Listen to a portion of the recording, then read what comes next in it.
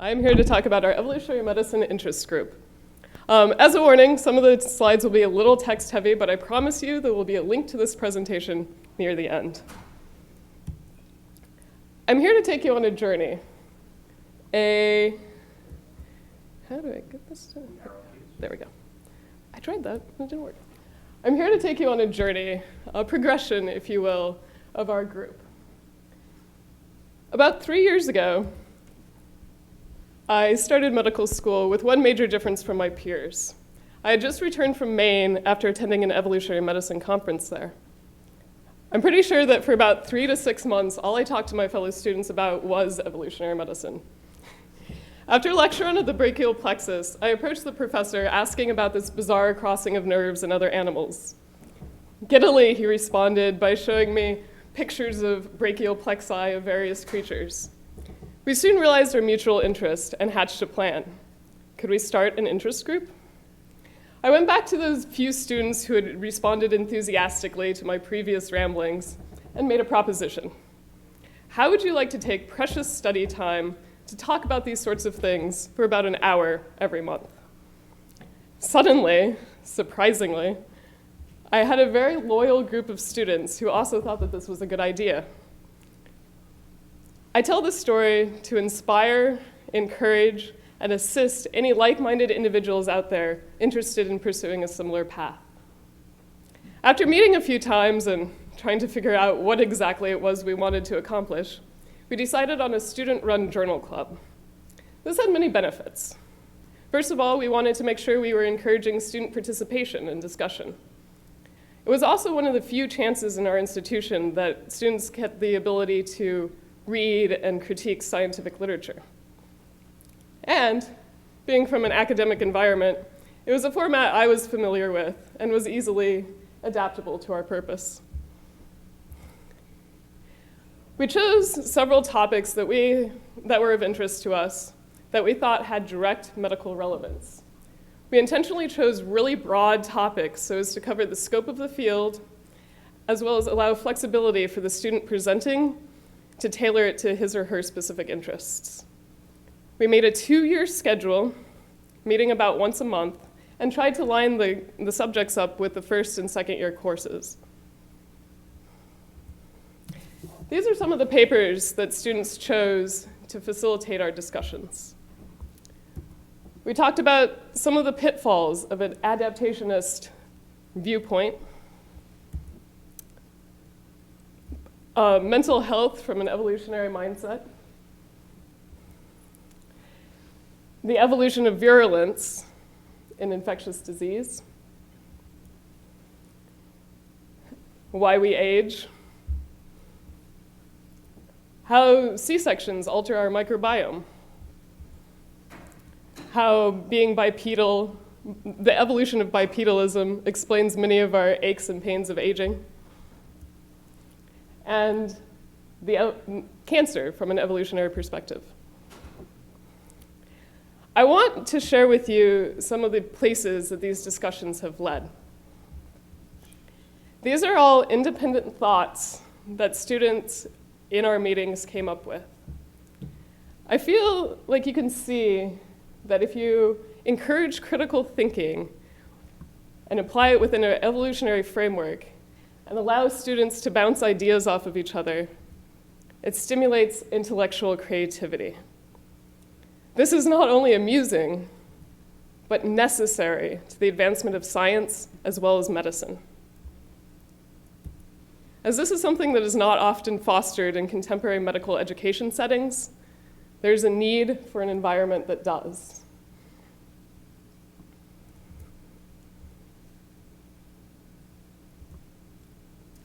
I feel like most people in this room agree that an evolutionary mindset can improve the practice of medicine. But we also believe that this has direct benefits towards the students who participate in activities like ours. It encourages critical thinking, improves familiarity with scientific literature, it encourages interaction with academic faculty, and provides a unique way to study and learn medicine. I, for one, will never forget Angelman and Prader-Willi syndromes, pharyngeal arches, or the bizarre course of the cranial nerves. Not to mention my satisfaction at being able to explain to a frustrated anemic patient why it just might be that she had these bizarre cravings for ice. But beyond the practical, the role of evolution in medicine for me has always been a driving force, a firm foundation from which to stand, and a candle during those dark dredges of why must I memorize the names of all these tiny little nerves.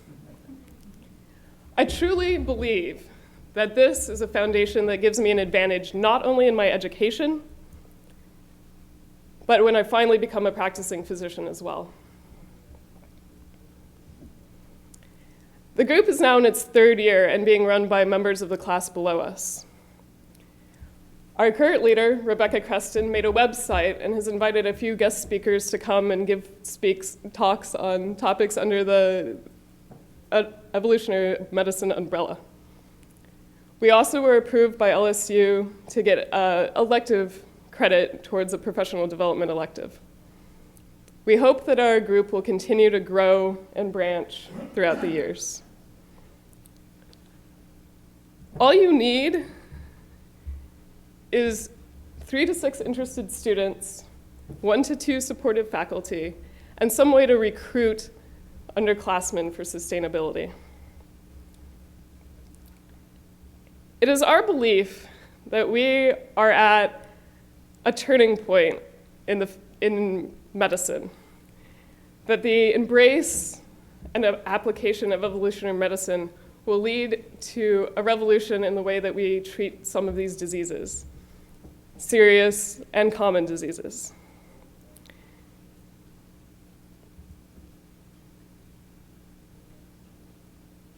We hope that with the creation of this group and others like it, that this will change the medical community in order to facilitate their acceptance and understanding of what a useful approach this is.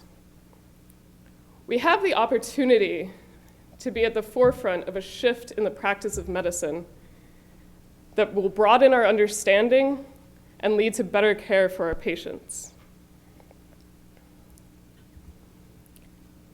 If anyone would like any resources, contacts, or advice, feel free to visit our webpage. It has information about our group, our meetings, including some of the papers that we've used, and a list of resources. Dr. Ness's Evolutionary Medicine Review webpage also has a For Medical Students tab that, among other resources, also has our plan listed. I'm also freely reachable at my email, as I'm sure many in this room are. And this is the previously promised link to this presentation. First of all, I would like to say what an honor it is to be speaking in front of all of you today. I'd also like to greatly thank my co-authors, who are sitting right over there, without which none of this would have been possible. Our faculty advisors, Dr. Ferris and Dr. Mussel, have been amazingly supportive. All the professors who have come and led discussions and given talks, you have our gratitude. The underclassmen who have taken the reins of this group and added so much to it, and everyone else who has come to our meetings, given advice or encouragement, you're greatly appreciated. We are happy to answer any questions anyone might have.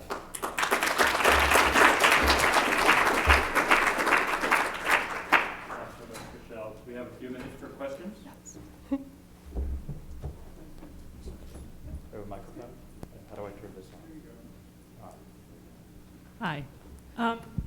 It's not on? It's on. Am I on? Yes. Okay.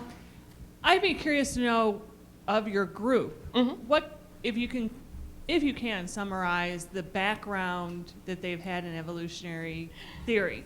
You know, it's very, very variable. For me, my undergrad was in microbiology, which you would think would have a lot of evolutionary components, but mine really didn't. I kind of started getting interested in this and took like a class. and then did a lot of supplemental reading. Matt right there has an anthropology background. Emma is like an English major. I had no exposure to science school. I was a psychology major. Jim had like a class. Yeah, I had evolutionary mechanics, but that doesn't really translate well to evolutionary medicine. So we have a really broad variety. The underclassmen, one was a French major, one was a parasitologist that actually did have a lot of evolutionary background. So yeah, it's very, very variable. 30-second comment, anyone? Does it matter whether the faculty are basic science or clinical? So we have had both. Our big supporters are basic scientists, an anatomy professor and a neuroscience professor. And I feel like they have more time and more ability to be like super committed and come every time. But we have had clinical faculty come up too. And we would really like actually to be able to have someone who had the ability to come in every time. But it's just hard for a clinical faculty to do that. So. Great. Well, thank you very much, Michelle.